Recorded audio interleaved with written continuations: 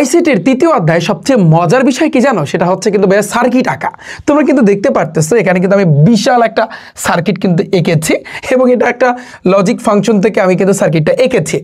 এখন স্টুডেন্টের মাঝে কিন্তু এই সমস্যাটা হয়, অনেকেই বলে যে ভাইয়া এই জিনিসটা আসলে বুঝে উঠতে পারি না যে আসলে কিভাবে কি করব বা কোন ওয়েতে আমি পুরো সার্কিট, যত কঠিন কঠিন সার্কিট আসুক না কেন, যেমন সৃজনশীলে কিন্তু এগুলো সবথেকে কিন্তু বেশি আসে, এগুলো অনেকে কিন্তু আঁকতে পারে না। কিন্তু সবচেয়ে মজার জিনিস, তোমাকে আমি একটা সাজেশন দিব যে ভাইয়া তুমি যদি 7টা গেট সম্পর্কে পারফেক্টলি তুমি না জানো, তাহলে সেই ক্ষেত্রে কিন্তু এই সার্কিট তুমি জীবনেও আঁকতে পারবে না।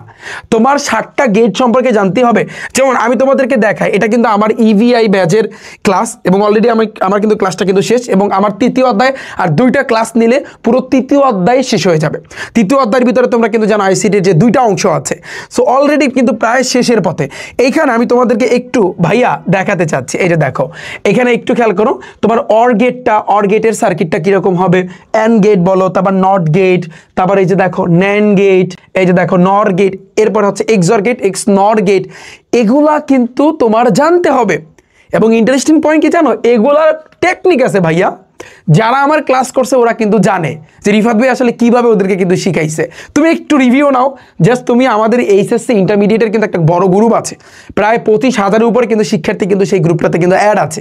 আমি ডিসক্রিপশন বক্সে বা কমেন্ট সেকশনে লিঙ্ক দিয়ে রাখবো, তোমরা সেখান থেকে সেই গ্রুপে কিন্তু অ্যাড থাকতে পারো এবং তোমরা দেখতে পারবা প্রত্যেকটা স্টুডেন্ট কিন্তু একটা কথাই বলো যে ভাইয়া কিভাবে তোমাদেরকে শিখাইছে।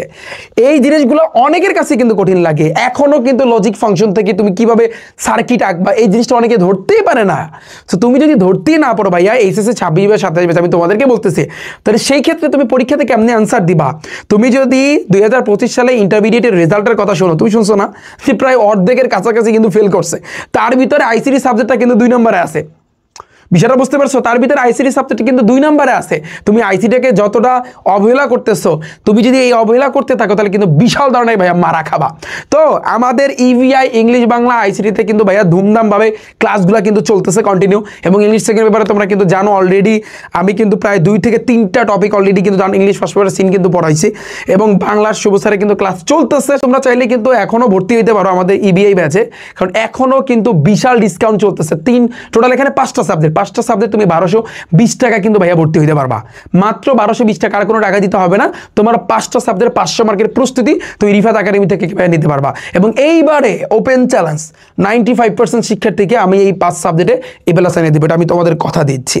সো যারা ভর্তি হইতে যাও দ্রুত গতিতে আমার ওয়েবসাইট rifatacademy.com এ তুমি যাও, ওখানে এইচএসসি কোর্স আছে, ওখানে ইংলিশ বাংলা আইসিটি 1220 টাকায় তুমি কিন্তু ভাইয়া ভর্তি হইতে পারবে।